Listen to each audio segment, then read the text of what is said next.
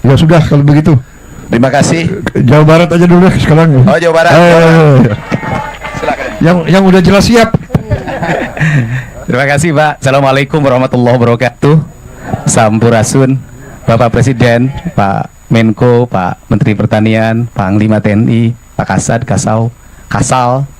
Kemudian yang pertama bahwa beratnya para petani bukan sekarang pupuk sudah lancar, Pak, tapi sesungguhnya biaya tinggi produksinya itu di obat-obatan, Pak.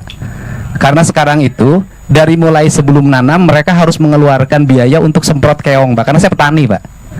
Kemudian setelah itu hampir rata-rata dari sejak musim tanam sampai panen itu dalam waktu 2 bulan itu nyemprot tuh 2 hari sekali, Pak. Karena kalau tidak 2 hari sekali hamanya datang masuk lagi yang baru, datang masuk lagi yang baru. Sehingga ke depan di Jawa Barat itu secara umum tanahnya sudah jenuh, Pak. Sudah jenuh karena pupuk terus-terusan, sedangkan tidak pernah ada pemulihan tanahnya. Nah, harus dilakukan program masalah seluruh Jawa Barat, bagaimana tanahnya unsur haranya dikembalikan karena rata-rata sudah di bawah 6. Ini yang pertama. Kemudian yang kedua adalah irigasi, Pak. Saya boleh ini sama Bapak, tahun ini di Jawa Barat DAK-nya mengalami penurunan untuk program kegiatan di BBWS. Untuk irigasinya mudah-mudahan bisa kembali ke asal, Pak, setelah Bapak datang. Kemudian yang berikutnya, para petani ini harapan kalau di tempat lain ada ekstensifikasi, kemudian di Jawa Barat justru dalam setiap waktu terjadi alih fungsi lahan. Saya sudah mengeluarkan peraturan gubernur, Pak, minggu yang lalu, melarang alih fungsi lahan dalam bentuk apapun, terutama untuk kepentingan pertanian. Apalagi di daerah Bekasi itu sudah hampir habis. Mudah-mudahan, tetapi itu masih ada problem, Pak, karena tata ruangnya masih pakai yang lama Jawa Barat, Pak. Kabupaten kotanya masih pakai yang lama, sedangkan perubahan tata ruang itu kan perlu waktu 5 tahun. Nah, sistem izinnya kan pakai OSS. Jadi ketika orang mengajukan izin sawah, kalau di tata ruangnya diperbolehkan, izinnya keluar dari pusat, Pak. Nah, ini harus diantisipasi. Kemudian yang terakhir, mohon perhatian untuk pada para petani adalah peningkatan asuransi kesehatannya, Pak. Karena banyak di antara petani ini giliran sakit tidak tercover oleh BPJS. Atau mereka BPJS mandirinya tidak terbayar, Pak. Bahkan kadang ada bayi yang ditahan di rumah sakit, tapi mulai tahun ini nggak boleh ada lagi. Itu saja, Pak. Mudah-mudahan pertemuan ini menjadi lebih bermanfaat. Kalau yang berikutnya, karena Jawa Barat penyangga ibu kota, kemudian pusat lumbung pertanian nasional, ya seluruh alatnya harus banyak ditambah, Pak. Kalau itu sudah harus yakin, Pak. Karena Jawa Barat loh, Pak. Jawa paling barat, Pak. Jadi seluruh perlengkapan Pak Menteri mohon ditambah kalau ingin peningkatan produksi. Dan terakhir, saya minta di Jawa Barat masih ada areal perhutani, areal PTPN yang alih fungsi kepada yang lain-lain hari ini, mohon untuk ditetapkan justru itu untuk peningkatan produktif pangan dan jagung, Pak, dikelola oleh petani, Pak. Ya, teman-teman, selamat datang kembali di channel ini. Ya, ini ketika Deddy Mulyadi mengadu soal pertanian kepada Bapak Presiden Prabowo Subianto, ya, soal pertanian di Jawa Barat.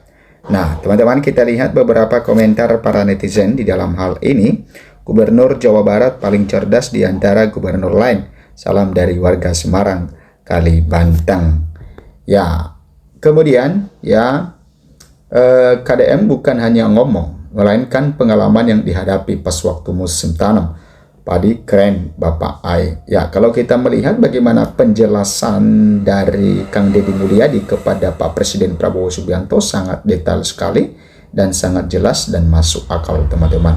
Karena kadang-kadang orang berbicara itu walaupun ya panjang lebar yang dibicarakan, tetapi kadang kita tidak masuk akal, kadang kita bingung dengan kata-katanya. Tetapi kata-kata yang disampaikan oleh Kang Deddy Mulyadi sangat-sangat jelas dan detail, dan itulah sosok pemimpin Gubernur Jawa Barat yang dicintai oleh rakyatnya sendiri.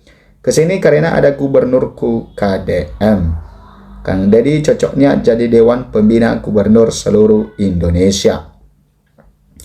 Ya, setelah Prabowo purna tugas, next presiden Kang Deddy Mulyadi.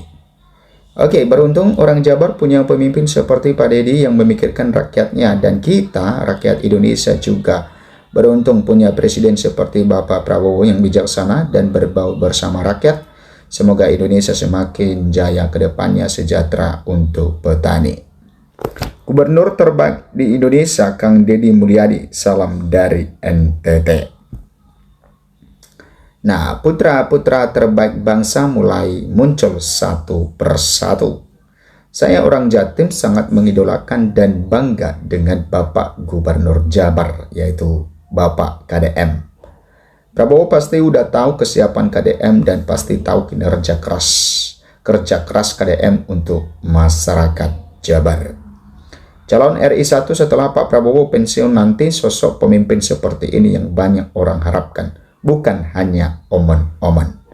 Ya, memang benar teman-teman, ya kita mengharapkan bahwa ya ini bukan hanya omon-omon semata.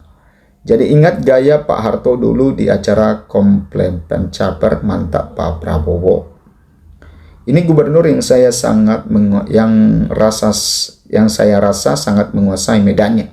KDM tahu masalah pertanian, contoh soal hama keong, perlunya penyemprotan tanah sawah yang sudah jenuh, tidak subur, hebat. Ya, KDM bisa jadi contoh bagi pejabat penyelenggara negara lainnya. Alhamdulillah, ya Jabar memiliki gubernur KDM, hatur nuhun Pak Gubernur KDM. KDM bukan saat ini saja peduli dengan pertanian, sudah sejak lama KDM peduli dengan pertanian karena beliau petani. Gubernur Jawa Barat sangat tahu betul apa yang dirasakan petani padi. Nah, inilah satria pepininggit yang ditunggu oleh orang yang jujur. NKRI membutuhkan. Sehat selalu Bapak Aing. Ya, cara penyampaian Gubernur Jawa Barat mewakili hati masyarakat Indonesia. Siapa dulu dong Bapak Aing?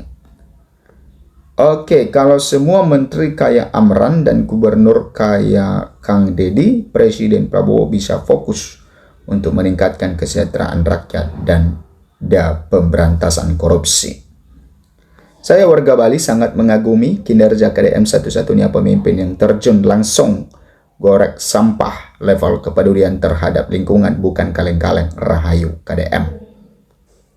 Menteri yang gue banggain di Kabinet Merah Putih kali ini ialah Menteri Pertanian dan Gubernur yang benar-benar kerja nyata ialah Pak Deddy Mulyadi. Semoga sehat selalu. Pemaparan Gubernur Jawa Barat sangat luar biasa, penguasaan materinya yang sangat berpihak kepada rakyatnya. Mantap, ada fasilitas kesehatan petaninya juga diajukan kepada Bapak Presiden seangat Kang Deddy Mulyadi. Semoga sehat selalu. Ini baru gubernur yang selalu peduli dengan masyarakat. Tolong dijaga KDM Pak Presiden. Cuman KDM yang memahami betul apa yang diutarakan tanpa tersendat-sendat karena dia terjun langsung ke lapangan kerjanya, jadi tahu apa kendala yang dihadapi oleh para petani dan rakyatnya. Semoga Jabar selalu maju dari segala bidang menuju Indonesia yang gemilang di bawah pimpinan yang amanah. Baru ini ada gubernur yang berani seperti ini. Beliau hanya memikirkan kesejahteraan rakyatnya, orang istimewa yang dikirim Allah buat bangsa Indonesia. Ya, Pak Mentan sama KDM ini dua pemimpin yang original berasal dari rakyat biasa. Makanya beliau ini tahu di lapangan.